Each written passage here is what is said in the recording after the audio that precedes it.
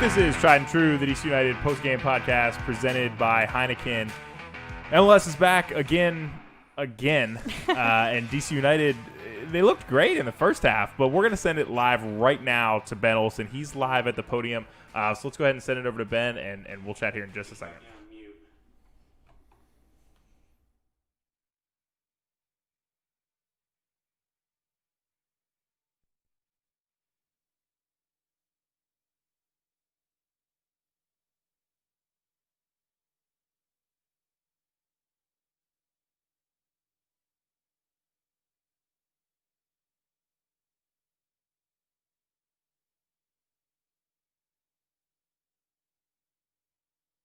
Patience, we're going to get started right away. Once again, same reminder as always, raise your hand if you have a question. You can go ahead and do that right now. We're going to try to get through as many as we can. We'll go one by one. I will call on you, unmute you so you can ask your question, and then we'll let Ben answer. We're going to go ahead and get started with Steve Goff from the Washington Post. Steve, go ahead. Hey, Ben.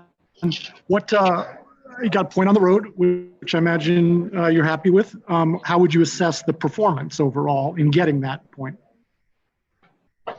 Yeah, happy with the point. You know, certainly three were there. If you look at the first half, I thought that our structure caused them some real issues, and we turned them over in some very good spots. And again, just didn't have the quality on the day to punish them for some of the risky building that they offered, and that's disappointing because we've been starved for goals, and we all know that, and we need to be better in that end. And then they made some adjustments, some good adjustments, I think, and that forced us to eventually go back into a 4-back, and I think that kind of halted a little bit of their steam down the stretch. They have the one good chance, which certainly I think Bill stayed big and made it difficult for him. But overall, I thought it was a good game. I mean, no goals, so that's not always what people want. But I thought tactically it was a nice battle, and we get a shutout on the road. If we can continue to do that, I think we'll be in good shape. I mean, the turf doesn't play that well. It's not the easiest venue to deal with. We like shutouts. Thanks, Ben. Next question will go to Jason Anderson, Black and Red United. Jason, go ahead. Hi, Ben. You opted for Paredes in that wingback role. What did you see in him that made you want to go that direction, and how do you evaluate his performance on the night? Who are we talking about? Kevin Paredes. Kevin.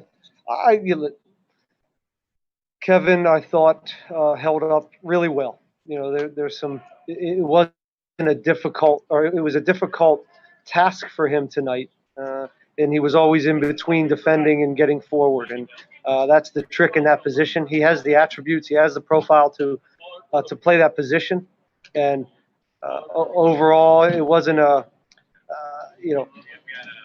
he had a tough matchup with Joe Zhao, and I thought he did a very good job neutralizing him. And so good marks for him for sure. And you know how I feel about him. I think he's going to be a special player for this club. And it was nice to get him minutes. It was nice to get Donovan Pines minutes, and even Griffin in the end there gave us a little spark. So we've got some promising youth. Great, thanks, Ben. We're going to go back to Steve Goff. Steve, go ahead. Ben, what went into the decision to leave Edison on the bench at the start and then bring him in for the last 30 minutes? The decision to not start Edison was mostly about a packed schedule coming up, and the fact that he's only been back in training for just over a week, and we knew his minutes weren't going to be that.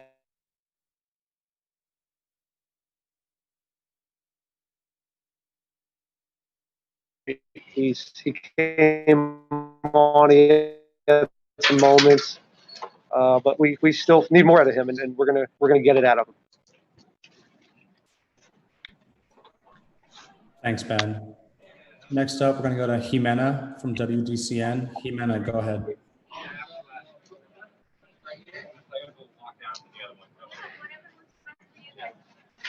Jimena? Hello, Coach. Hi. How are you tonight? I'm great, thank you. How does it feel to be back at the stadium? It was strange. I'm not going to lie, this was a strange atmosphere. Just again, no fans is no fans. And in MLS, in the tournament, it was no fans, but it was no stands, and that's a big difference. Here you have these empty stadiums. It's a little surreal, and it's certainly not the way we all want to be playing the game. We love the energy and the pageantry of our surroundings. Although going on the road, they've got a pretty boisterous fan base here, and I actually didn't miss them tonight. Great, thanks, Ben. We're going to go back to Jason Anderson. Jason, go ahead. Ben, you mentioned that you were happy with the structure, especially in the first half, going off Cincinnati. How do you think that played out in the second half, where maybe you weren't getting as many of those turnovers as you were before in the first half? I think some of this is some fatigue played into it. I think they made some adjustments. As I said before, they overloaded the midfield, and that caused us some trouble. And that last 15 minutes of the game, they forced us to adjust back to a 4-back to kind of clog that middle up, which they were exploiting down the stretch. But I thought in the second half, the first 20 minutes were pretty good. And again, we got ourselves into some good spots. But just the final 30 yards is just not there. And we'll continue to grind on it. We'll continue to work on it. It's repetition, it's relationships, it's quality, it's bravery. It's all these things that we got to continue to push. Jason, I'll say this: it's important for us to have gone through those minutes in that 3-back system. It's something we're going to need throughout the season, and to get live minutes in it, other than training, and to have some success in it, or at least to have a better understanding now of who we are in it, is important for down the stretch, because I don't think it'll be the first time we go to it. I don't know if it's something we're in every week, but it is something that I think against certain opponents that we will see it be a benefit from going through these minutes. Thanks, Ben. I think we have time for 2 more questions. We'll go to Ari from MLSsoccer.com. Ari, go ahead. Hey, Ben. I was just wondering your thoughts on Julian Gressel's play tonight. And now that you've gotten to see him for a few games, how are you feeling about how he's integrating into the group? I thought it was a good game from Julian. I thought he put he always is he's always an extremely hard-working player. I think one of the issues today was, and it wasn't necessarily his fault, we didn't get enough service from him out of the run of play. His set-piece ability tonight was really good. He gave us a bunch of chances on set pieces and put it up for the 3 big fellas, and we were unlucky not to get something there. I thought he probably had his best overall game to date. I thought other good performances, Steve and Donovan Pines were very good. I thought Junior looked sharp. Russell had a strong game. Yamil did his part in the center of the midfield, and I thought his pressing, he was a little bit of the unsung hero in that pressing in the first half that led to turnovers and set pieces that, again, we just weren't able to capitalize. Ola got through 60 minutes of hard running, which was a big step for him as he's had some injury problems. So he could have went more, but out of precaution, we want to, in a quick turnaround, we want to continue pushing him and making sure he's available. Who else? Yeah, but Julian, a pretty good night. Thanks, Ben. Last question, tried and true. Go ahead. Hey, Coach. So Hey, Coach. So tonight's lineup and formation was obviously pretty different than anything we saw in Orlando, or at least really at all this season. What went into the decision to play the formation or all the tactics that we saw tonight, and is that something we expect to see more of this season? Yeah, I said earlier, yes, we'll see more of that, but it's going to be situational. The opponent. If we feel like we have a better chance for success against the opponent in that system, we'll give it a go. And as I said, the way the games are going now and the level of coaching here in the MLS is, you're seeing teams change 2-3 times within a game now. So you have to be ready for that and well versed in some other structures. And again, I think today will go a long way. As I'm not sure it's going to be our week in week out structure, but it's something that we want to be able to fall back on or use if we feel it gives us an edge. Thanks, Ben. One more question for you, then we'll let you go. We'll go to Emily Olson. Emily, go ahead. Hi, Ben. Just real quickly, you talked a little bit about the fans in the stands situation, but how much, it's the first game back and you guys are on the road, how much does this one-day travel in and out how did that affect today, if at all? It's probably a question, Emily, for the players. I didn't see any issues physically from our players. I thought our mentality and our workloads were, I thought they were great. So I don't think it has affected that. It's one of those things where as long as it's a short trip and it's a charter flight now, you're in and out, you're to the hotel, you by 12 o'clock, you have plenty of time to rest and get settled before the game. So I think it's just more switching the mentality that these players have done or the mentality that they've had for a long time. And I credit our players, they don't complain about it. For the staff, it's great. We don't waste a day beforehand and waste a day afterwards. We come here, we play, and we get out of Dodge. So looking forward to getting home. And I think we're also able to recover better. So now we get back tonight and we can get into the stadium tomorrow and recover properly with our equipment and with our trainers and doctors, as opposed to flying tomorrow all day and wasting that day. Thanks, Ben. Appreciate your time. That's Thanks, DC United head coach Ben Olsen joining the media here after the game. And yeah, we didn't get much of an intro into the show. I think that's something we'll have to get used to now that we're not in Orlando. And as Ben was alluding to there a little bit, the players obviously not getting on a bus and going back to a hotel where they've been living for the past couple of weeks, but they've got to fly home to DC tonight. That's going to be an interesting change.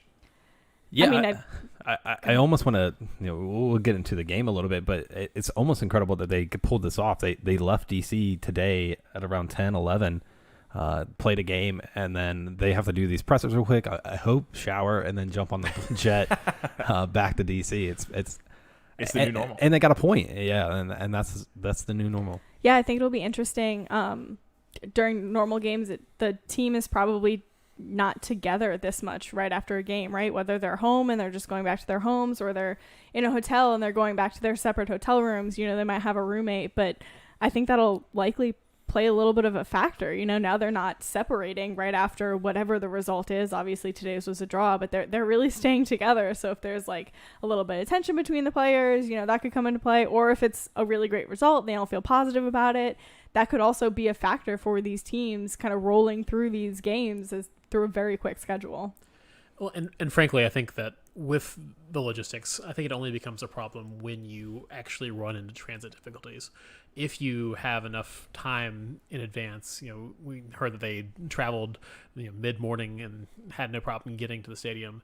If everything goes according to schedule, it's not that much different than a home game, trying to get to the stadium, get into whatever you need to do to pregame and be ready to go. It's really more of a problem when you start running into flight delays or thunderstorms or players having other issues that pop up, that it becomes an issue. But as it is, they should be able to make the short flight to Cincinnati. I certainly don't want DC United flying to Los Angeles or Vancouver and trying to play same day. Right. But for a short flight like Ohio or New England, it's something that they can make work with, especially when they're going to be coming back here, and you get both legs, so to speak. It'll balance out. Yeah, it looks like we're just moments away from Donovan Pines joining the media here, and it was great to see Donovan get a start again. We obviously had him on the show, just our last show. We talked a lot about the goal that he for sure scored against Minnesota, and I thought he had another one tonight. He almost right? had another one. It would have been so great. And I was chatting a little bit on Twitter about how it would have been interesting to see what that celebration is, but I think we're going right over to him now. Yeah, it looks like Donovan Pines is at the mic in the Zoom camera, so we'll send you over there now live.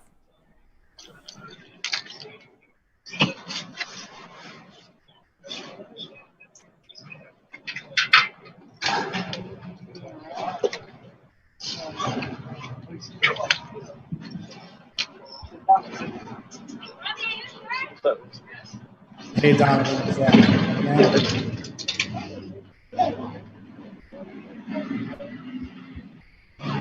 Tell them you want more money.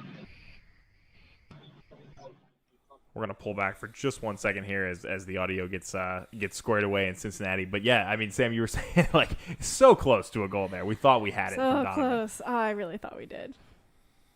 We'll get there again with him, and it's going to be such an exciting moment when he does finally score. He towers over so many players. I know. He's going to have the chances, and like I said on Twitter, it's always going to be +1 in our hearts, but I do want to see him get that first official goal, and I think it was really promising to see him get this start in the first game. We heard Ben say that there's going to be a lot of changes because there are so many games coming up, and there's a question about, so-and-so started, this person was on the bench, what should we say about this lineup? And he was kind of like, you can't really put anything into it because we have so many games coming up. I a little bit don't believe that, because I think how you start the first game obviously says something, so I think it was really promising that Pines did get the start today.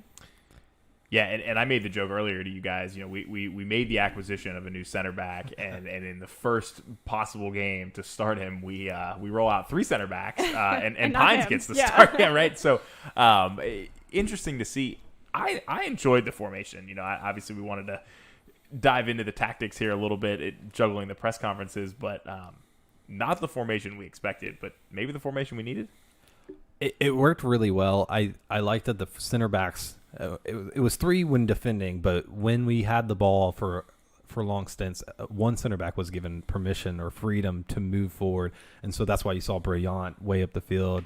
I think Birnbaum was up there in the midfield as well. Yeah, they all had some pretty high tackles. Brillant too, yeah. I think Pines might have been held back just because he's raw and he's new. I only saw him forward on set pieces, which is good. I think that's the approach they should take. But I liked it. I think the wingbacks did a decent job for their first game carrying that role. It's a new modern kind of football thing to have wingbacks up and down the pitch, and they did all right. Which we said a little bit when Ben finished answering that question that we asked, was that he kind of said that coaching is really in MLS. It can change within the game. It can change in an instant. Do we have to switch over? Yeah, let's go ahead and send it back to Donovan Pines. 3-man back line with you in the middle. A bit of a change up for your team. And how do you think it went? I think it was just a good adjustment from the MLS back tournament. So we just wanted to transition to a 3-back and see how it worked. We incorporated, of course, Fred and Steve in the back, and they put me in the back in the middle. And I think it was a good transition from the MLS back tournament to this formation, the 3-5-2. And I think it's starting to work for us. We're just finding the kinks, and I think we'll do better the next go-around. Great. Thanks, Donovan. We're going to go to Jason Anderson, Black and Red United. Jason, go ahead. Hi, Donovan. Thanks for taking the time. I know this season has been tough, not just because of all the stoppages and the delays and not having games all of a sudden. But for you in particular, the preseason was disrupted with injuries. How did it feel to get through a full 90 and just be part of getting a result on the road? Yeah, it was a great experience, great result, and it's great to be back on the field. I mean, it's been a really long season with everything, all the uncertainty and everything that's going on. But you just need to stay positive, and we just need to play the sport that we love and just focus on what we had to do. So When I had my chance today, I wanted to do the best I could for the team because I love this team and I love this the city, and I really enjoyed playing for this team. And I wanted to show that I could play at this level again, and I'm happy that we got a result on the road today. Thanks, Donovan. Friendly reminder for folks to raise your hand if you have a question for him. We'll go to Jimena next. Jimena, go ahead. Donovan, how do you feel to be named man of the match? Oh wow, That's I didn't know that. That's pretty cool. I'm really happy to be honored that man of the match. Really just wanted to play the best I could for the team, and I didn't know I really got that. But really thankful that I was named man of the match. But thank you for telling me that. I appreciate it. Awesome. I'm going to go ahead and pause for about 15 seconds, see if anyone else has any questions for Donovan. Feel free to raise your hand if you do.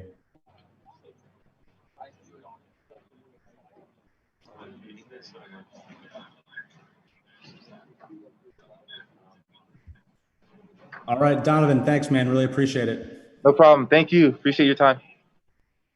That's Donovan Pines, man of the match tonight, and most recent guest here on Tried and True. Super excited for Donovan. I thought that was a great start for him tonight. As we talked about before he came on, right? And Sam, you were talking a little bit about maybe asking a question on the cusp there, but I mean, it's great to see him. Yeah, no, I just thought it was really interesting. You obviously saw him get a couple chances, on the free kicks, but you also saw him making some pretty high tackles up the field. Birnbaum and Blount were doing the same thing. So I wonder what they were told in the locker room. You would expect with three in the back, especially, three center backs playing in those positions, you would expect for them to sit back a little bit more, especially with this lineup that, Benny Ball, like Ben put out there, you would have expected them away to sit back a little bit. So it was refreshing that they pushed up a little bit. I think we're going to have to go to the press conference. And it looks like Julian Gressel's ready to speak to the press. We'll go there live. Taking the time.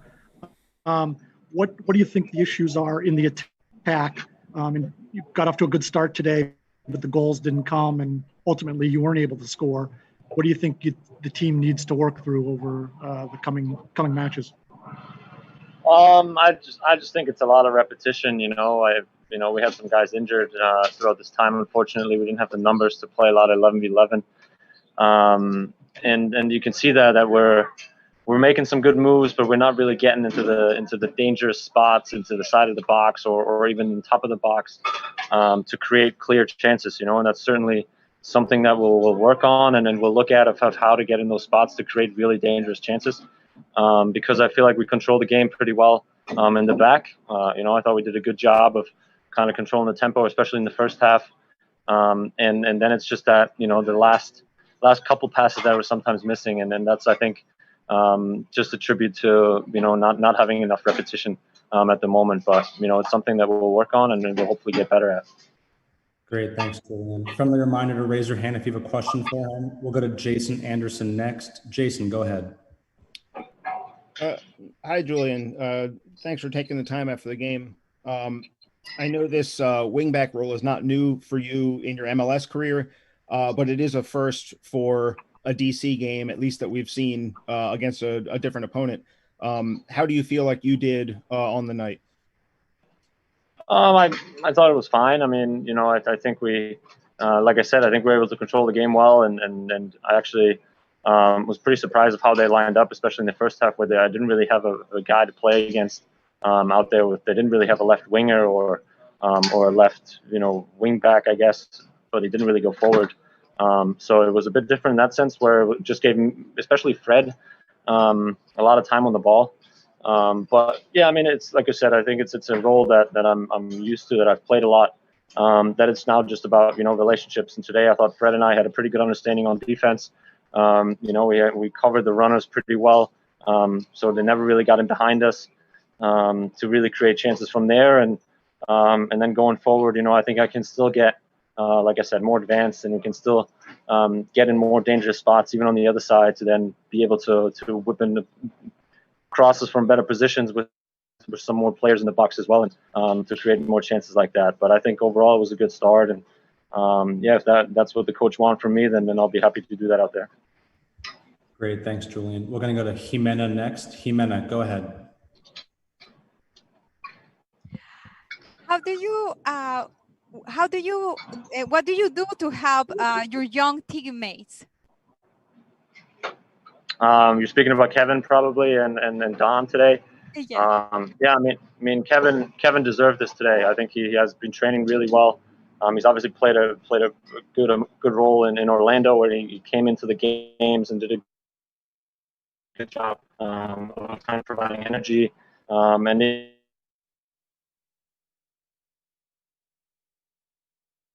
And he's deserved to start. And then I've obviously tried to talk playing up as wing back, knowing that I played there, of kind of talking to him a lot. And then today it wasn't a lot. I just kind of told him, just enjoy it, man. It's just a soccer game. It's your first start. I know you're nervous, but embrace it, enjoy it, and there'll be a lot more to come for you. So don't get too hung up on just the big moment here.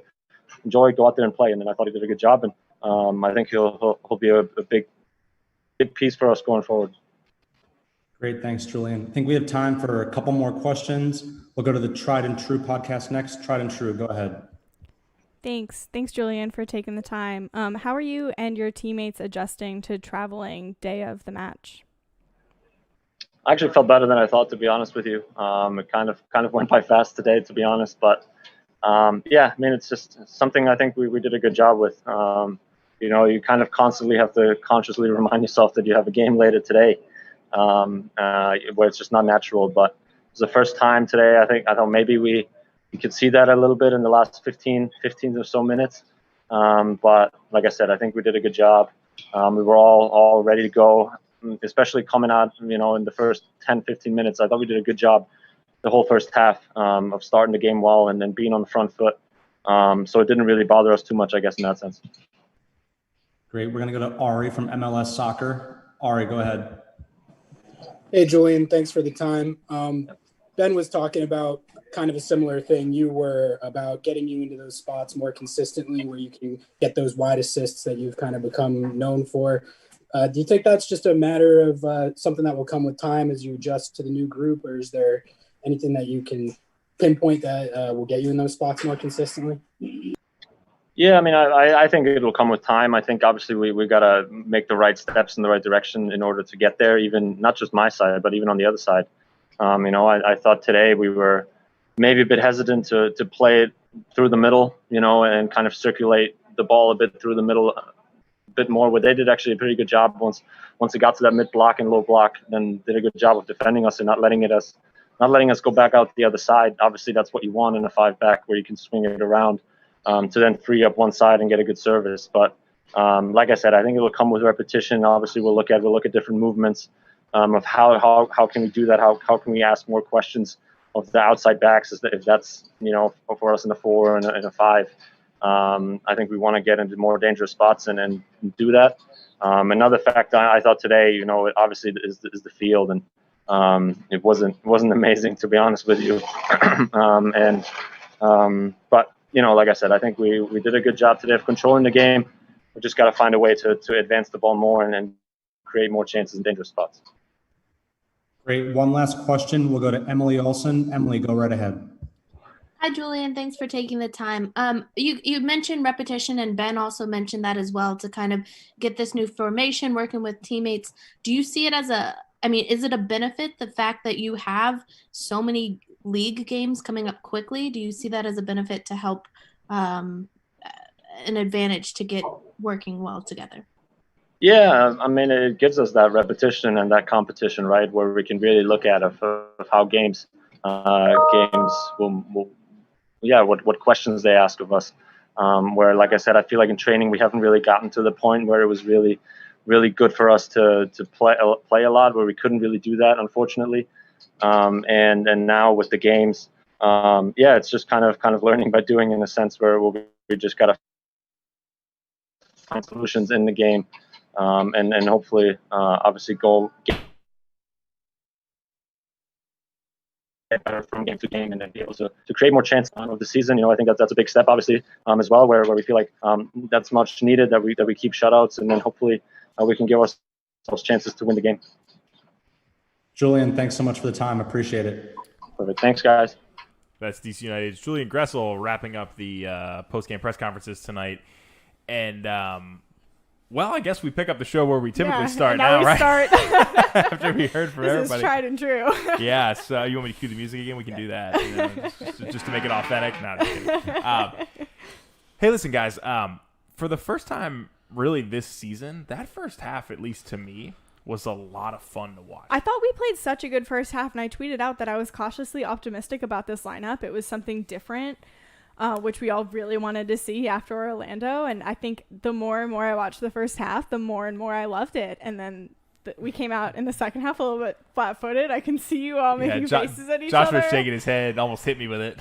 Look, the group just puts me in this antagonist role every time. I promise. I don't want this. I don't know. Check our tweets. You guys, put yourself you there. guys are so positive about this. It was so fun to see tactics from Ben Olsen's side today, but we need results still, and this formation, as beautifully defensive as it was, with center backs playing a part in the attack, because we were playing 5 defenders in front of 2 defensive midfielders.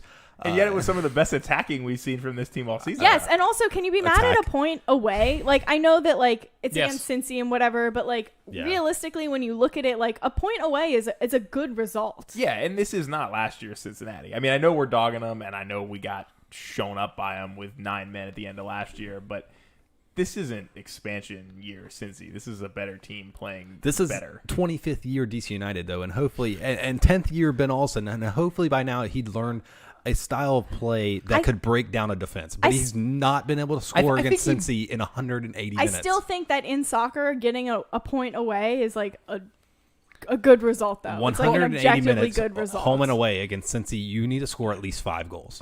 And that was one of the things that Ben talked about during the press conference was, hey, you know, in this league, we've got coaches who are coming out and making several formation changes and shifting and playing different styles throughout the game. That's not something we typically see from a Ben Olsen team. You know, like it or not, they have a very set idea of how they want to play. So I do appreciate seeing a different tactical approach and trying to do something new. But at the end of the day, you still tied 0-0 with a Cincy team that does not have top tier talent. It's their coach's 4th game. Props for the tactics. I liked it. It was fun, but it was results. And it was, you're right. This totally is a result, fair, though. We didn't but get no points. This It is a result. And, I mean, they just played so much better than they did in Orlando. They had more options, and we'll talk a little bit about that. But obviously, the crew here is probably the most divided we've been since we started the show. But, we want to hear your thoughts as well, and you can join the show using the hashtag TriedAndTrueDCU. And, of course, the text and call line is open. That's 202-892-6328, 202-892-6DCU. You can join the show here on Tried and True, the DC United Postgame podcast presented by Heineken. Guys, this is the first time I remember us playing 3 in the back since potentially the game where Donovan Pine should have scored that goal in Minnesota. It's been that long. I was going to mention that during Sam tried to go into monologues between interviews, but Jeez Louise. I was going to delve into it because she brought up a good point. It's that this 3 in the back was different than the 3 in the back. We do actually have a call coming in right now, so let me pause you on your monologue and we'll go to the phones. Hey, you're live on Tried and True. Who's calling? Hey, folks, this is John from RFK Refugees. Hey, John. Welcome to the show. How are you all doing? I saw that you had to do a live show after a 0-0 draw, so I'm here for solidarity. Yeah, it's I don't know. We're split a little bit. I think Sam and I really enjoyed the first half and seeing some attack from the team, and Michael and Joshua are just sulking that we didn't win against Cincinnati. What are your thoughts?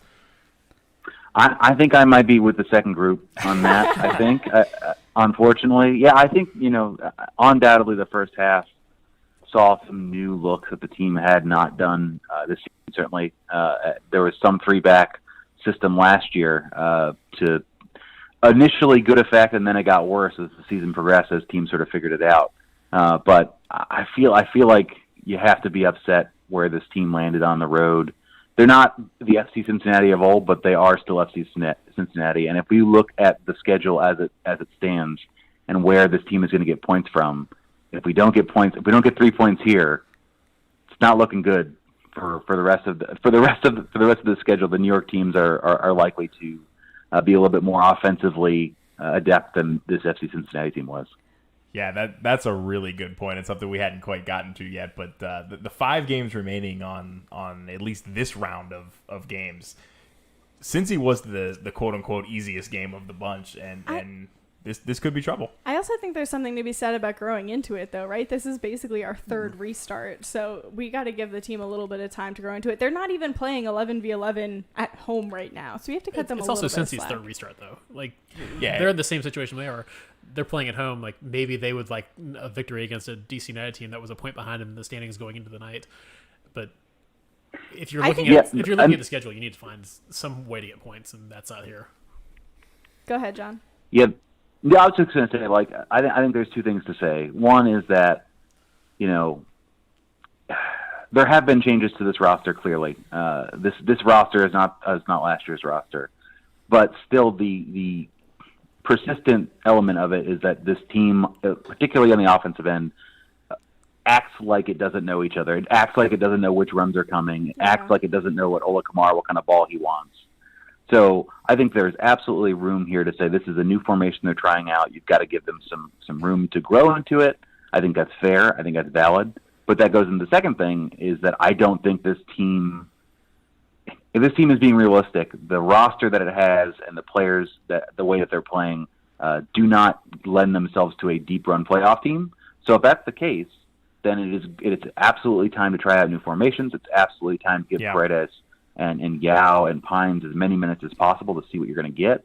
But it's also important then for the rest of fans and the team to understand what those expectations are and what this team may actually be this year.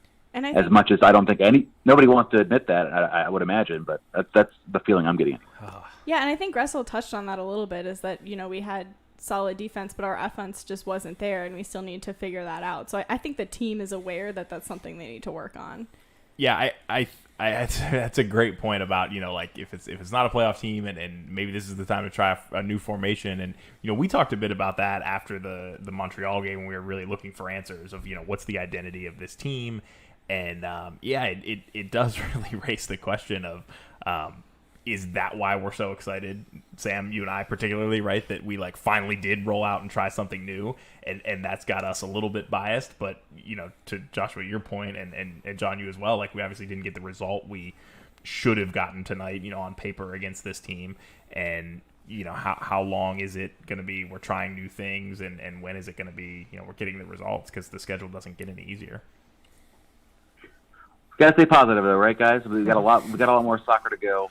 We're trying to. I know on the show we're trying to make sure that we are not being too doom and gloom, because there's so much more soccer to watch. And if we're already there, if we're already on the edge, and it's going to make for another really, really long season. So we all got to just hope that we can find some good. All right, for instance, let's hope that Julian Gressel, I think he could build on tonight. Yes. Good start. I agree. Good. One of his best performances. Better than Orlando. Yeah. Yeah, and Edison Flores, he got 20 minutes, and Ben said the reason for that was that we're trying to keep him fresh for the rest of the games. All right, great. Opportunity to build on that, too. I want to see more out of him. Maybe we will. I want to see Ola Kamara stay healthy for more than 3 games in a row. And then I want to see these young players continue to get opportunities. Whatever happens with where this team finishes is what happens, but at least let's see some positive outcomes for some of these individual players. I love it. And that's great. And that's all I want to say. Thank you guys, and good luck doing the rest of this show. Yeah, 0-0. Woo woo. Thanks so much for the call, John. Stay safe, and we'll chat soon. Take care. That's what happens when you dial up the call-in line. Enjoying the show. We appreciate the interaction with all of our listeners. John had some great comments too. He did. I liked how he ended with the positivity. Obviously. I was expecting what we see in our chats most of the time, which is like lost and out and stuff like that. Look, John seemed pretty level-headed about the game, and I think it was a little bit matter of fact about the aspirations of this club this season, but I can't say he's wrong. Yeah, I don't think he's wrong at all. I mean, I think we all kind of knew that deep down, right? I don't know if that's an acceptable place to be, though. Like, the number of times that we've come into a season saying, hey, you know, we're maybe a piece or two away, or maybe, you know, we've got options. Yes, there have been terrible seasons, you know, 2017, 2013, horrible years. But the number of times that you've come into a season thinking, hey, you know, things could work out here. And we've got another 17 games left in the season. There's plenty of opportunity to get points and to really grow into it. Yeah. I don't know if I'm at the point necessarily where I would say, well, throw whatever at the wall and see what happens. Like, love to see playing the young guys. Love to see, changing things up.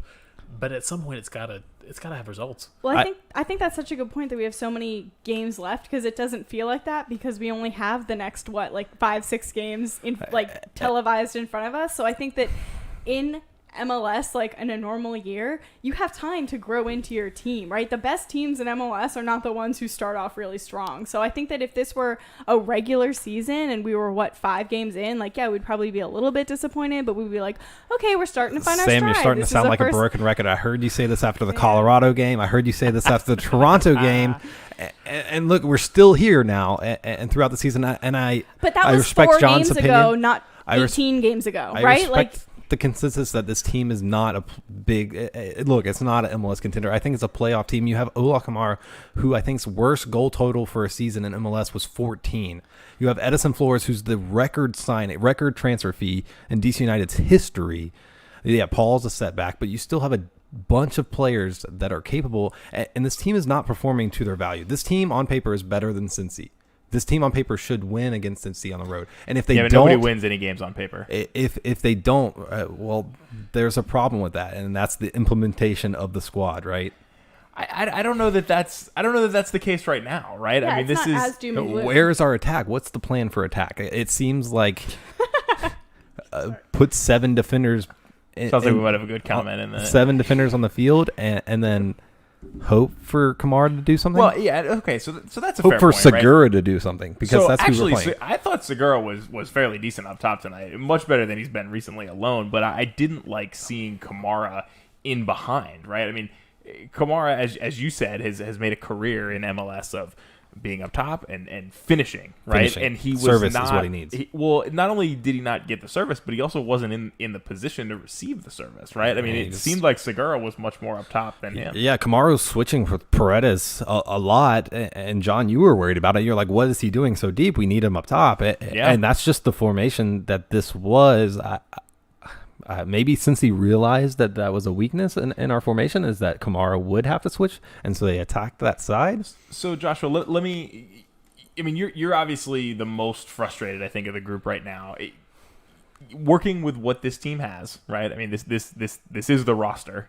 Mm-hmm. The transfer window's open, but global pandemic, not a lot of funding coming in. I'm not terribly optimistic we're going to make too many other moves. So what is the formation and the lineup that you run out there to fix the scoring woes? First things first, I send Segura to the Loudon.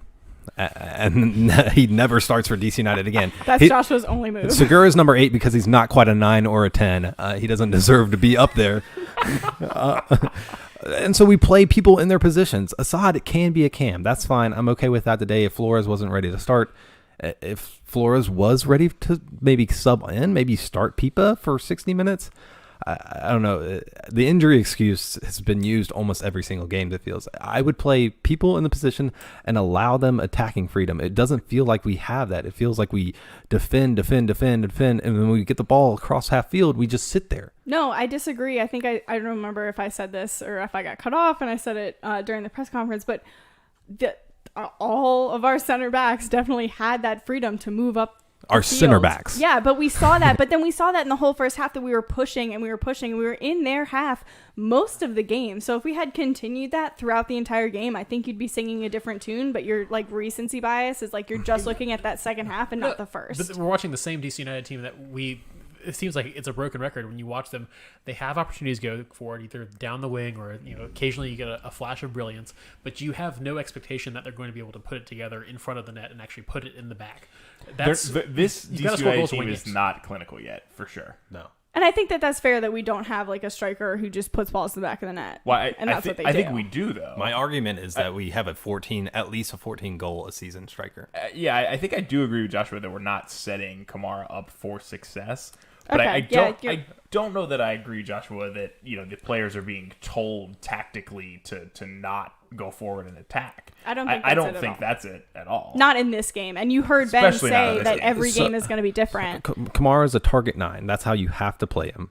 you either have to cross the ball into him or have a number 10 or a decent number 8 play balls into them to the middle. And we do neither of those. So if we're not attacking from wide or in the middle, what are we doing when we're on the ball and I think that attacking? we were in the first half, though. We just what balls were played in? Didn't put them away. And then you're tied 0-0 in the 60th minute, and you pull off your target striker, leaving. I don't agree with that. You're right. I don't agree with that. I understand that he's had injury issues, and that's been talked about that a little bit. Yeah, I think that was designed to keep him fresh. But the fact that you have no other options really going forward, like, did anyone really expect Segura to score a goal in that last 30 minutes?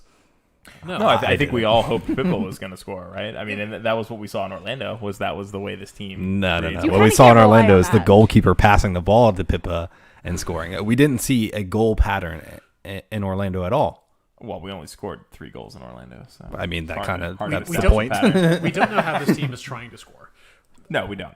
We know that they want to go. They try to go forward. They've been trying different things, but at the end of the day, you can't say that scoring X goals is DC's calling card. Yeah, but that's my point. Is that this is such a different game plan from what we saw in Orlando when we're basically starting over again. And Cincy and the rest of the league are doing that, but specifically DC United are starting over again. This is very different from what we've seen from their last games, and I think that we need to give them a grace period to figure that out. Well, and we're live here on Tried and True, the DC United postgame podcast presented by Heineken, and related to that, we do have a question on our YouTube live, and of course, if you're listening and would like to join the conversation, because boy, this has been a fun one thus far tonight. You can do that a number of ways. YouTube live is one way. You can use the hashtag Tried and True DCU on Twitter, or you can call or text the show on our call line at 202-892-6328. That's 202-892-6DCU. Or you can join us on Periscope. That's right. Sam is monitoring the Twitter Periscope live, where there's just comments flying through and it's hard to keep up.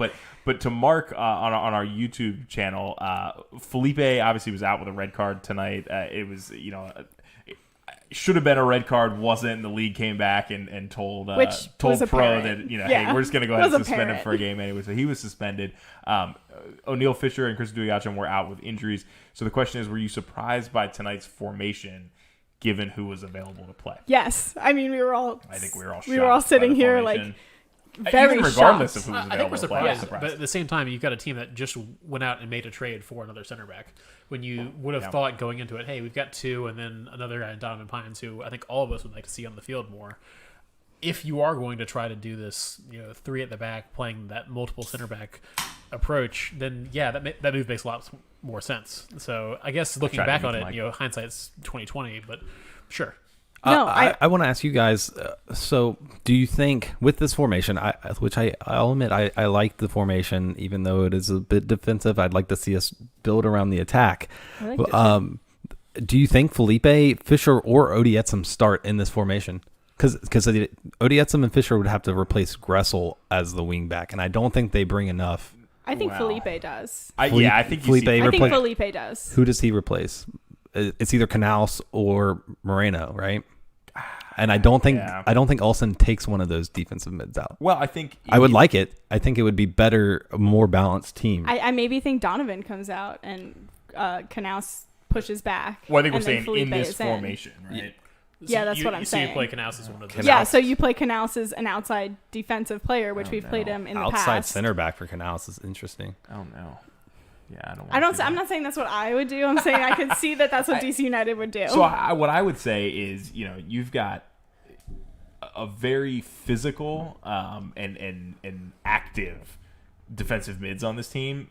I think having an odd man out on that is actually ideal, and you just rotate one through. That's perfect. I think that's the area of the field where I'm the most confident, because whether you got a red card, whether you got somebody injured, or you're just dogged, you can move somebody through. We are so used to not having depth that it is shocking to say, hey, on any given day, we could roll out 2 of these 3 guys and it will be fine. Well, and what's interesting about depth, and you're absolutely right, it's been years since I felt like we had depth anywhere on the field. Just don't mention Ford. Yeah. But if we're going to keep this formation going, we've now got depth at center back too, with the signing. So I'm excited for Axel. I played MLS Fantasy back in 2016, and he was non-starter. He was the greatest center back, maybe player in MLS Fantasy, because he was that good. He won MLS Defender of the Year.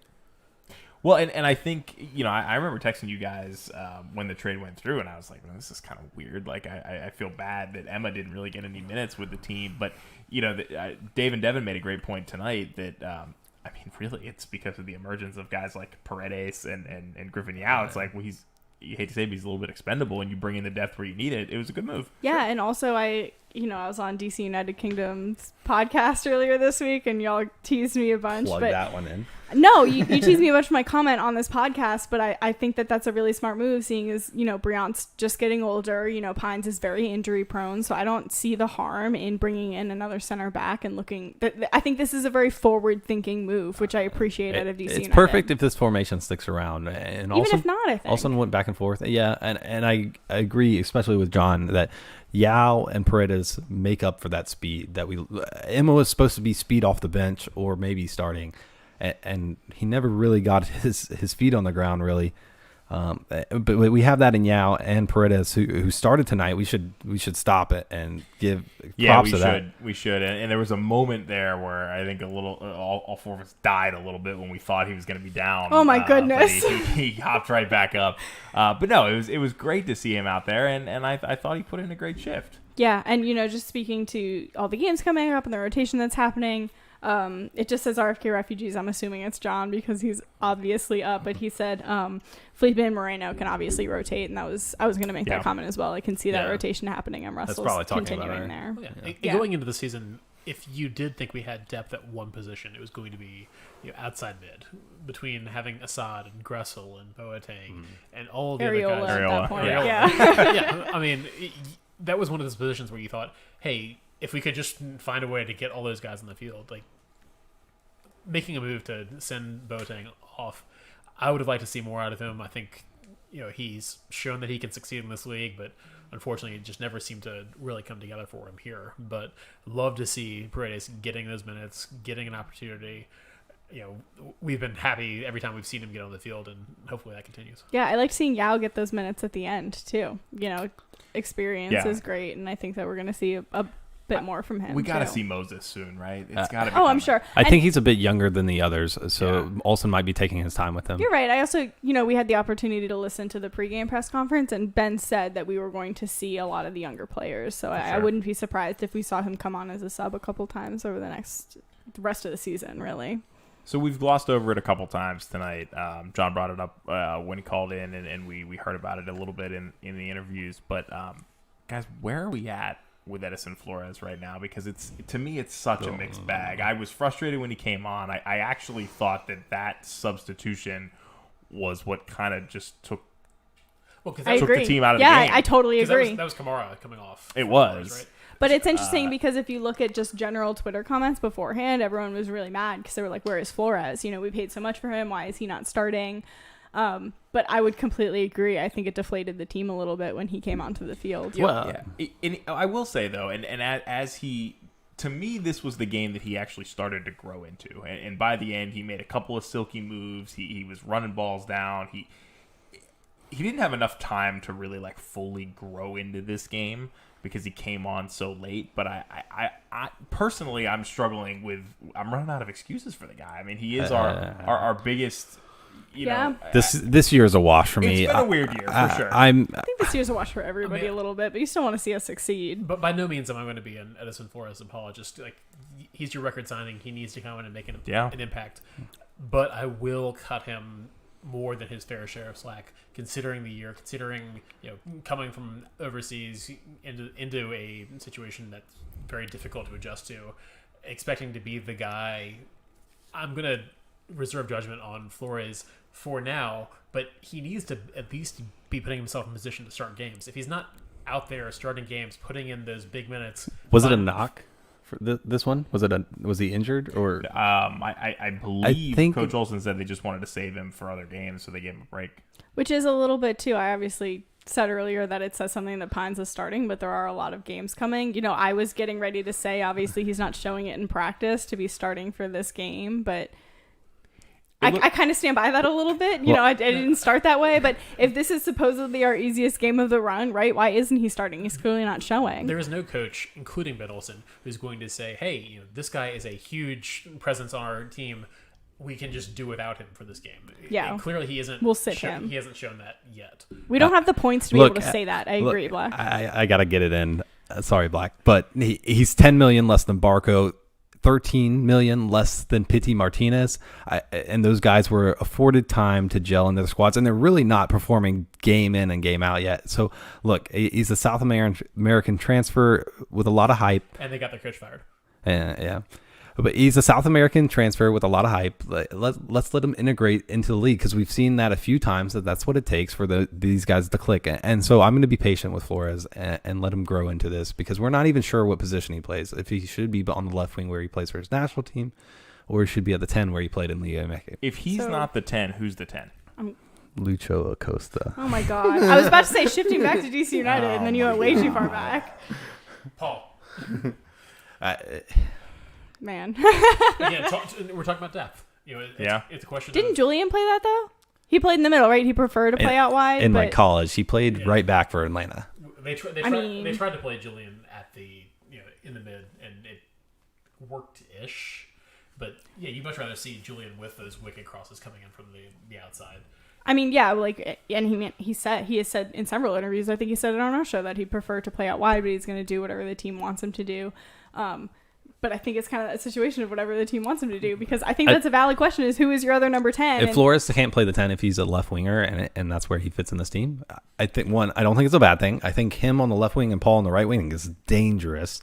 And I think with Gressel in the middle, DC United has to fill that third DCP spot and get a real number 10 for the first time in history. Well, the good news is they did just sign the sleeve sponsor deal with Eagle Bank, so that could be funding the third DP. I got to shout out both Stephen Haynen and Mark Kuzik on YouTube for reminding us. As Ben said earlier, Flores has only actually been back at training for about a week. So it does make some sense that could have been, I'm sure that was the reason why we didn't see him until late in the game, and hopefully we'll see him. All right, go back. He's still our number 10. I thought you were re-signing Lucho. I mean, if I could. We'll do a whole other show on that at some point. Yeah, that's going to be a special. I mean, we do play in, 4 or 5 days. So yeah, Tuesday night. Yeah, so. New England again, as if we haven't seen them recently. I mean, New England, theoretically... Historically, it should be another easy team. I think historically a lot. Yeah. We got to be careful. You should develop a recency bias like me and live in the present, because DC United's maybe not as good as the Revs now. So we did. I think I would say they're about on even footing. I would say that too. I don't think the Revs are superbly better than us. You would look at standings. Sure, maybe the Revs are a little bit ahead of us, but in terms of expectations for the team, probably relatively similar, right? Like, you expect that both teams are probably a team that can make the playoffs, especially with expanded playoffs, but not really a team that you're afraid of playing come, well, I was going to say October, but whenever the playoffs happen to be this year. I won't say that. I want to say mid-2023. Our team's afraid to play DC United right now. Moving on. Well, no, that's a fair question. And I think they're afraid to score against DC United. I don't think pretty DC United's solid an easy defense. matchup. Yeah. I mean, we don't give up many goals. We're not an obvious 3-point team. I think you go out there and say, if I were coaching another team against DC United, I'd say you go out there and score. You're probably gonna get a result. But are you gonna score? Only team that's dropped all 3 points to us this year. It was their second game ever. Okay, this is also a weird year. I will never. I don't think anyone is arguing 6 games DC, in now. I don't think anyone is arguing that DC United is like an offensive powerhouse either. But yeah, we're also which teams have beaten us. Just one, right? No, that's my point. Is that it's not Colorado, like we've. But yeah. Well, okay, but it's not like we've lost every single game, right? So like, I think that There's a lot of we don't parity give in up this an easy 3 points. If our bar is not losing every single game, then yes, we should clear that. But we're in the middle of a pandemic, like so is every other team. I think it's fair though, because again, I would not have argued at the beginning of the season that we were an offensive powerhouse. Pull up the standings real Jeez quick. Louise. I'm still stunned that the pre-game notes that we pulled together said that Cincinnati was above us in the standings, and after that game, they still are. Let's go back to the game just really briefly. We've hit on a number of things. And John said, "Let's get this back on track." I'll tell you, this has been an interesting show. It certainly was not the all over the place, really. The order we had written down here, but we audible on the show. We talked about obviously the Pines header that could have been on target. We talked about the substitution of Flores coming on for Kamara and how that changed the game. I do want to. Obviously, we had the challenge of not having our broadcast crew on site, which with a pandemic actually probably makes some sense right now. I will say I do have to shout out the stream was glorious. We watched the entire game because we're in the DC United. Not used to that coming from Flo. Yeah, we're being in the geo radius. The streaming quality was outstanding. So kudos to the team for that. There was a little bit of chatter about who we were about 30 seconds behind the other games that were happening on ESPN Plus, but to have Devin and Dave, I think that everyone was like, "Yep, I will take it." No, it was great, and I know RFK Refugees noted it as well as I did. The ESPN graphics package was a welcome addition to whatever we were using before this.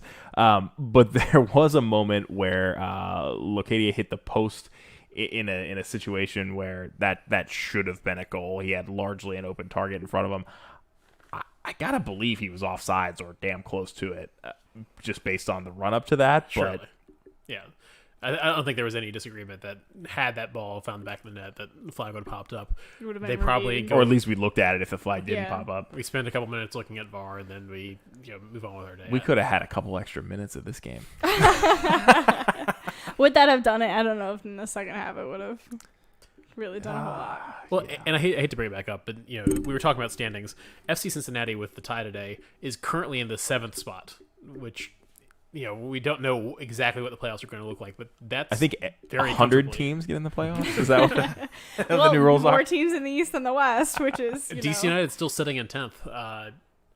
Which theoretically is enough to get in, right? 10 teams of the East are getting in. I think there's a little bit of a playoff situation, like a play in game. That's so sad. There's only 4 teams so weird. not in. It is so weird having 17 games left at this point. Normally September you're thinking, hey, we've got 6 games. This was when Seattle started winning every game. Which is my point, right? Yeah. Like we can't think about it like a typical September for DC United, and we cannot judge it through that lens. This is weird for me. I don't normally immediately come to Sam's defense on this show, but I agree, Sam. Sam. Let's not get carried away. But that's so true, right? Like look at some of the teams that have been successful over the past few years. They've been trash into the early summer even, and then they just go on a tear. They make some signings, they make it happen. DC United aren't in terrible shape. That's what I'm saying. But they're certainly not in. We can't have it both ways. MLS Cup shape. We can't at the same time be saying, "Hey, it's time to play the kids and choose different formations and do all these different things and see what happens," and also say, "Oh, well, we've got plenty of time to sort it out." Well, at some point you have to say, "This is the team that we're going to. This is how we're going to win games. This is how we're going to score goals." That's 100% fair. I think the question really becomes, do you think this team's good enough to make the playoffs? Which I think they are, especially with this expanded playoff. But we can debate that. But from there, do they have enough talent to hit a groove and make a run in the playoffs? Because this isn't a single table that they could not compete in. Right? I think what Black is saying is that you can't be in a rebuild and be one piece away at the same time. And MLS is closer than most leagues, but I don't think you can be both at the same time. So I think that we're a talented enough team where me saying let's change up the lineup and let's start the kids is not me saying that we're in a rebuilding year, right? I don't think those things are mutually exclusive. I think that Kevin Paredes is good enough to get some starts and us be a playoff team. I think we're a good enough team on paper to be able to mix it up with our lineups and play 3 in the back for a couple games and still be able to make a tear through this league, right? I don't think those things are mutually exclusive.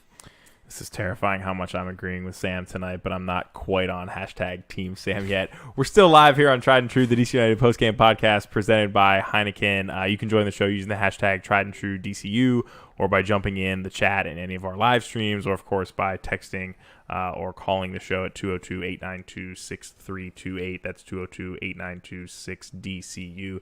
And we'll take a second here to shout out our sponsors at Across the Pond, who have done wonders with reopening. They've got outdoor seating in the front and in the back.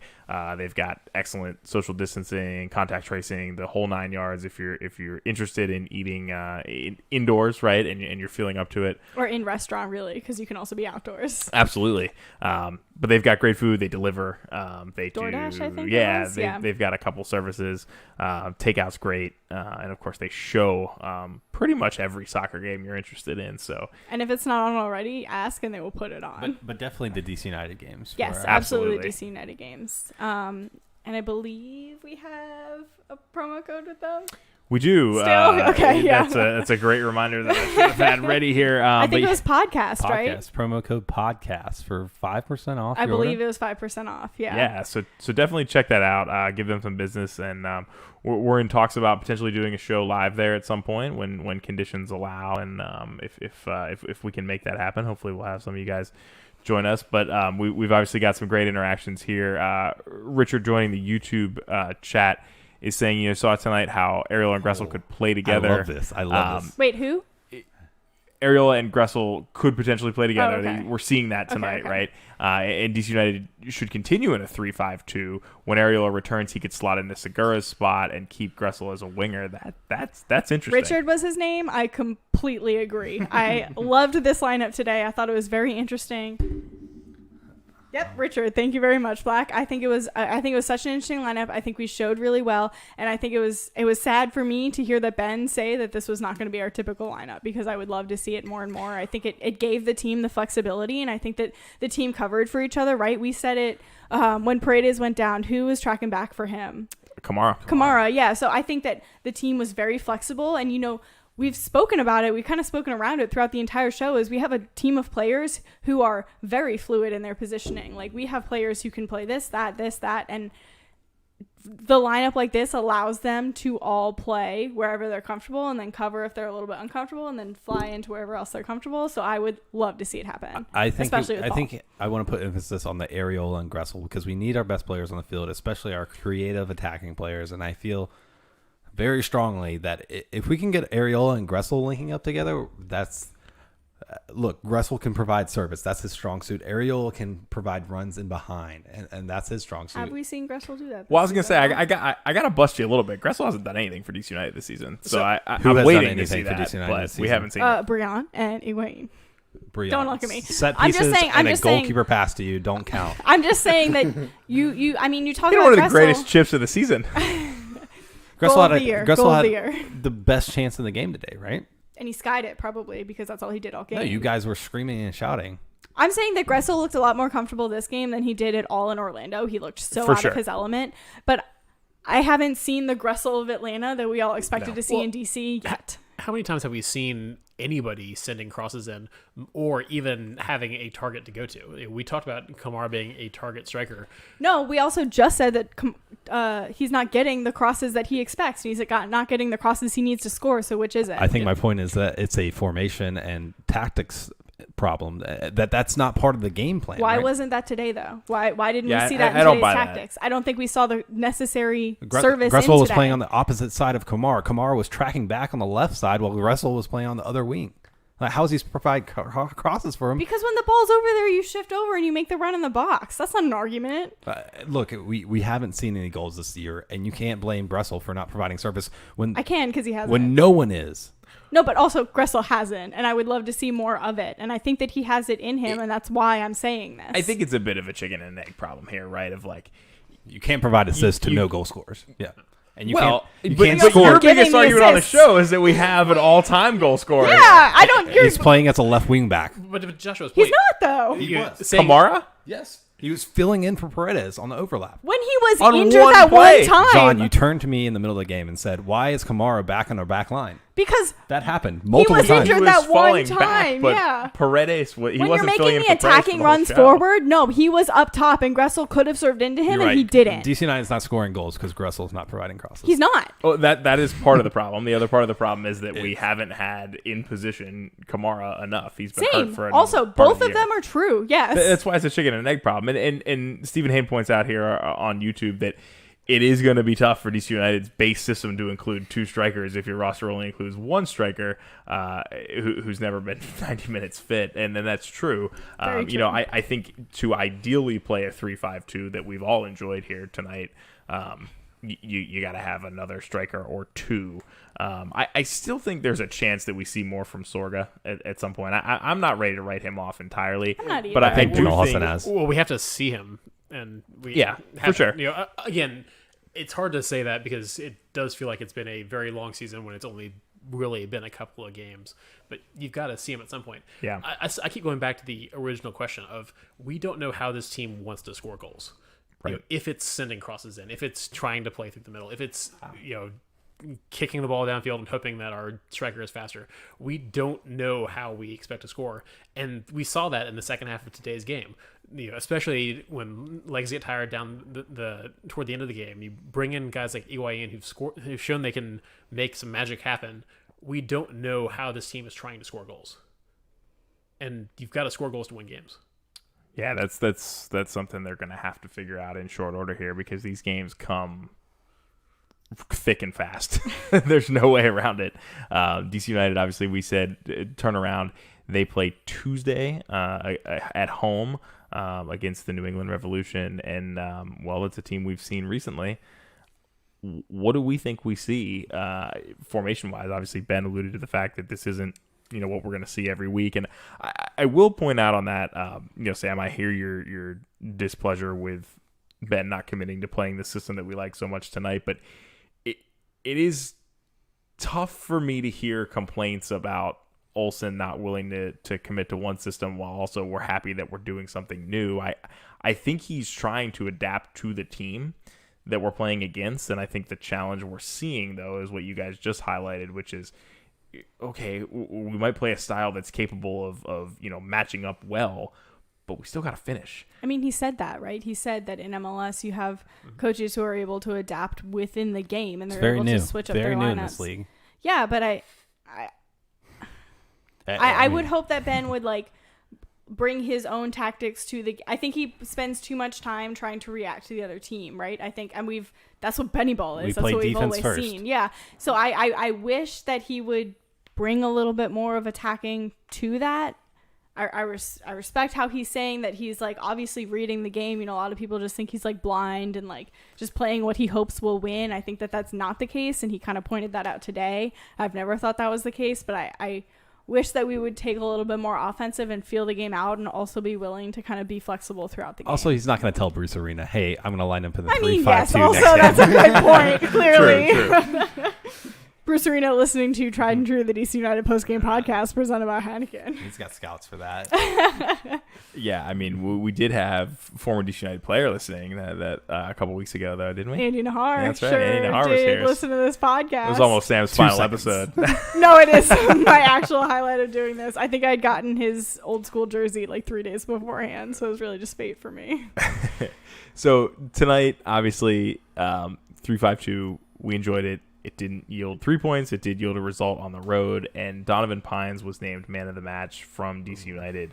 Around this group here, we've obviously got to do the same thing and award a man of the match. I didn't think of this. We have to, right? We do have to do that. Joshua, you've been the most opinionated tonight by a mile, so you get to go first. Shocker. Can I skip? I'm not ready. No, you've had so many opinions tonight. You got nobody? Literally, I have no one. Is that the problem? Does anyone stand out to you? All right. Look, Paredes for making an appearance, making a start, and fitting in. It's a little bit of a cop-out, right? I was going to say, what a cop-out. I don't know. Is it a cop-out? Did you want me to name a Cincy player? Because if it's not Paredes, it's a Cincy player. Because who also scored 0 goals. Lacadia painted the inside of the post for DC United. Pines also had a pretty good2 opportunity. shots on target. So you want me to give Pines for a missed header? Pines also had a very good game outside of that. He played great with his 7 other defensemen. I'm going to give Paredes for a good start in MLS. He looks like he belongs there, and hopefully he can keep improving and become a star in this league. Michael Black. Yeah, I understand why the team chose Donovan as the man of the match. He had the opportunity that we all thought was going to be the go-ahead. And that very much changes the rest of the game and changes the way things go. Unfortunately, it didn't find the back of the net. I have to agree with Joshua. I think Kevin being out there and not making any major errors, that's the biggest thing that you want out of a guy making his first start, is to put in a solid shift, put the minutes in, not actively set your team back. And he really did look like he belonged out there. We saw some of that from his performances down in Orlando. Things are paying off for him. I'd love to see him more. At the same time, as we've talked about, we had a lot of depth at the beginning of the season at outside midfielder. And if we are now settling into having a rookie filling that role, that's great. But it probably means we need to make some other moves to fill in the other holes, because MLS roster rules do not let you have massive depth at each area. So for me, Kevin's the player of the game, but it's not a outstanding performance. Sam Kastner. So I think I agree with DC United. I'd give it to Pines.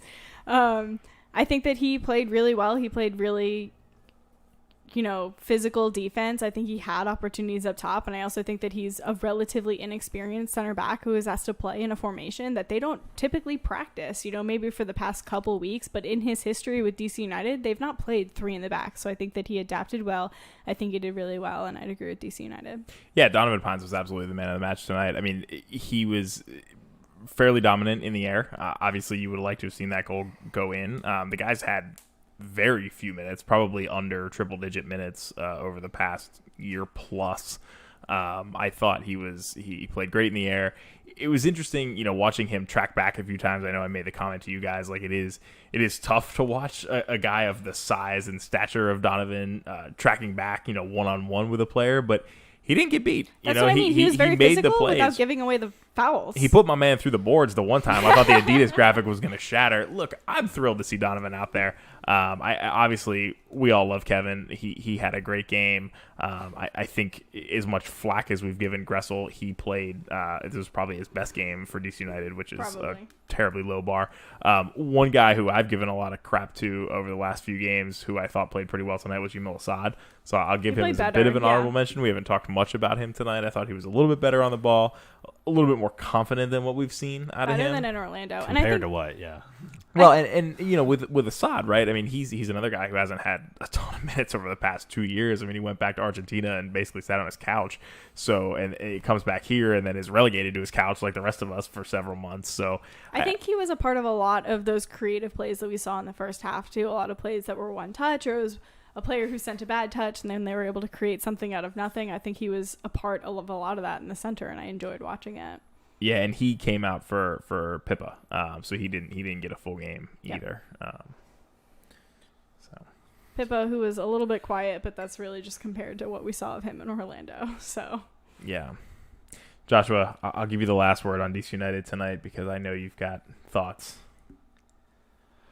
I'm pleased with the tactical approach. I put in our comments, like, what are these tactics? I need grit and hustle, and I really do. I'm super happy for the tactics.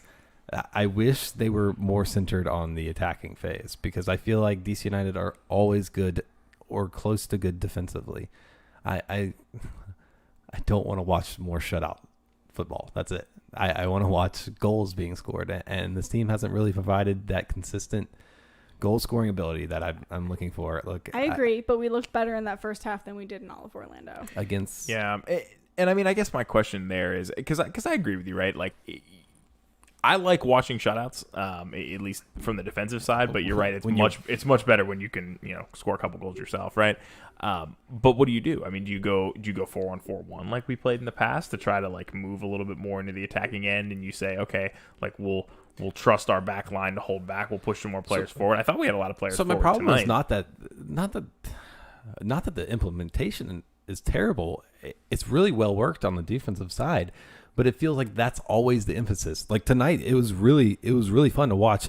These center backs obviously knew what was going on. They were they were able to release one of them when they had the ball. I would wish that we would build our game plan around it. Since we're not a counter-attacking team, we can't build our game plan around our defense. We need a way to score a goal. You can't win a game if you never score. Right. I think that we've tried to be a counterattacking team in the past, and have. that was not what we were today, and I appreciated seeing it. And again, I think that this is the first time we've seen this lineup, and I'm okay with going into it. Well, one of the teams in the DC area that's a lot of fun to watch, and they also got shut out this week, but they certainly had chances on goal, is Loudoun United. The first DC team to actually play in front of a crowd. It looked very socially distant out there. Reports 100% mask usage. Yeah, which was great. Although I did see a promotional photo after the game where no one was wearing a mask, but Was that from before the pandemic? Maybe you never know.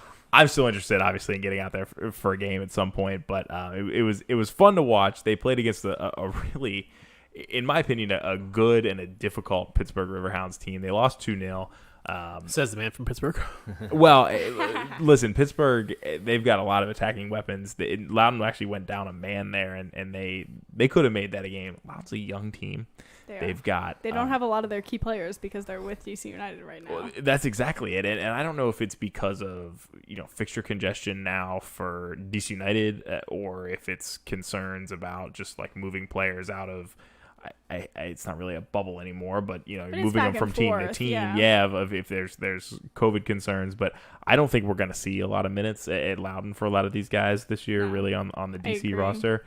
Loudoun play again at Hartford for like the 412th time this season. It's actually the third time they've played, and I believe all those games have been at Hartford, which is out of control. That's Sunday at 7. So looking forward to that. The Spirit of training again. It sounds like the NWSL is actually going to have a few games this fall. Yeah, like nobody saw that. They sent all their players to Man City, and then they decided to bring back the league. Hey, So shouts to Rose Lavelle for going to Man City. And kudos to Washington for getting something out of that. Absolutely. The way the NWSL rules are set up, they don't really get anything if players leave the league. So, full credit to them for that. But all right. Ben Olsen on the line. I was going to say, yeah, called in on a different line here. No, for sure. And that's, if she comes back at some point, obviously the Spirit don't have the rights anymore, but getting some money and especially in these conditions, that it's definitely a good move for them. It's tough to see Rose go, though. Although she didn't play very much for the Spirit, let's be honest. No, she did not. And so I will kind of wonder, because they offloaded Pugh this offseason, it seemed like it was like one or the other. You got to keep Lavelle or Pugh. But then there are also rumors of us getting O'Hara, and obviously, they wanted Ashley Hatch, which is just not going to, someone else, which was just not going to happen. There's still potential. Kelly O'Hara really wants to play here. She obviously lives and works in DC. So I would love to see that happen. I love Kelly O'Hara. So I think this isn't the end of the story for the Spirit, and it's been really interesting to watch. I like Kelly O'Hara as much as everyone that follows the U.S. women's national team, but I don't think she's up there as far as a franchise acquisition as Pugh, Hatch, or Rose. I think that she brings a lot of energy and a lot of fighting power into the team that the Spirit has lacked. For how many more years? She's 32 right now. You're right. So she coaches those young players. So that's the point, though, right? Is that she comes into this team that has a lot of talent, but just doesn't have that fight and grit in them, and she kind of teaches them how to have that, because she has had that forever. Well, if they need fight and grit, I have. You got a coach for you. Oh, goodness. I'm looking forward to the day that Joshua becomes a GM, because from what I've heard tonight, you've got all the answers. We just need to put you in power. But a little career change. Our final question of the night comes from YouTube again, and we'll put everybody on the hot seat here. Okay. Rapid fire style.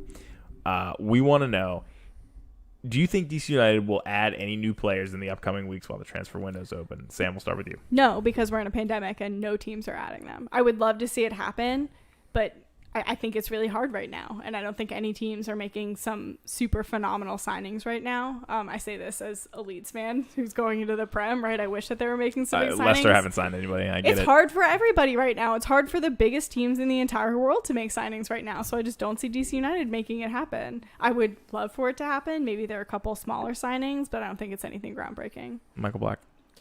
I think there have been rumors. I think you could see something happening, but I don't think it's going to be the kind of groundbreaking signing that I think that we really need to change our minds on what this team's doing. I would love to see them make a move up top, even if it's just a MLS journeyman level guy who's going to go up there and get you some goals. I think they need to make some moves, but I think that given the current market and all the challenges they're facing, I do think that there is a bit of a mindset that this season is an opportunity to test some things out, and I think they're going to go with what they've got. Joshua Morgan. I will kind of cop out here with the word add. I don't think DC United will straight up add any players with an asterisk.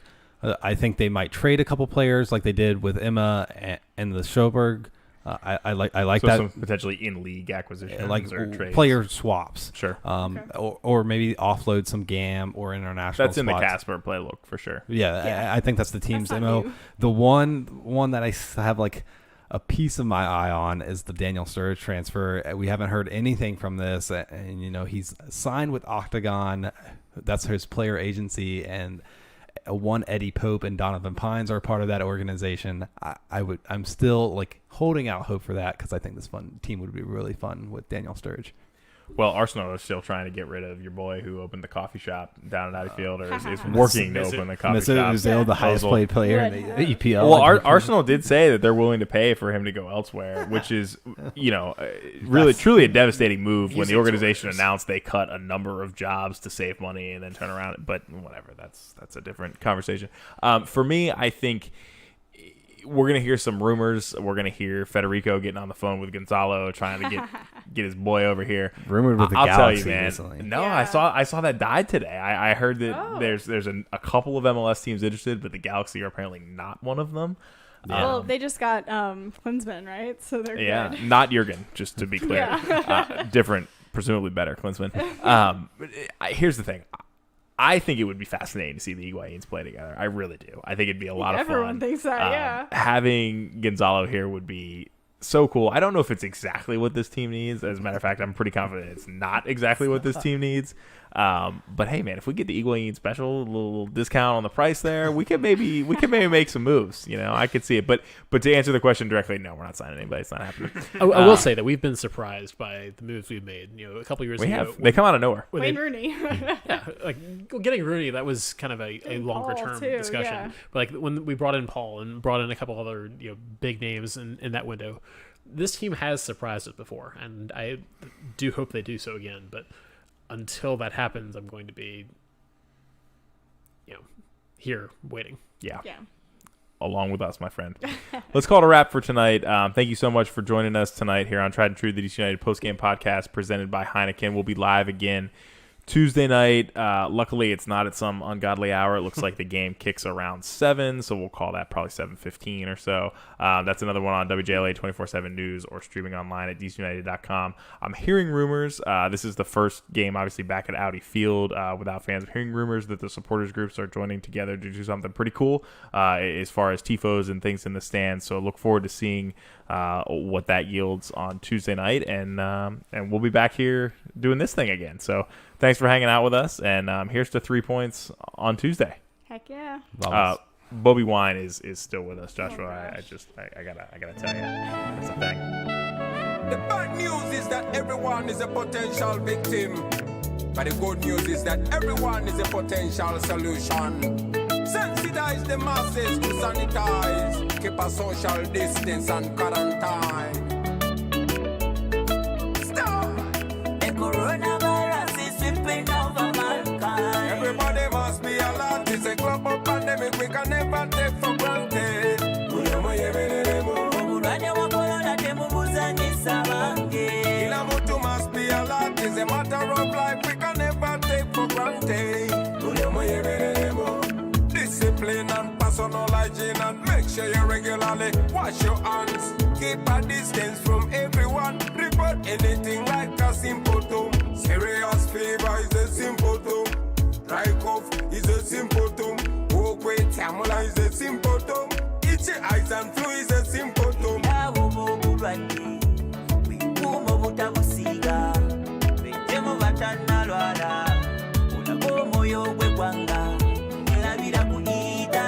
abasinga bafudde okuweewala kisingako bujjanjaba. The coronavirus is sweeping over mankind. Everybody must be alert. It's a global pandemic we can never take for granted.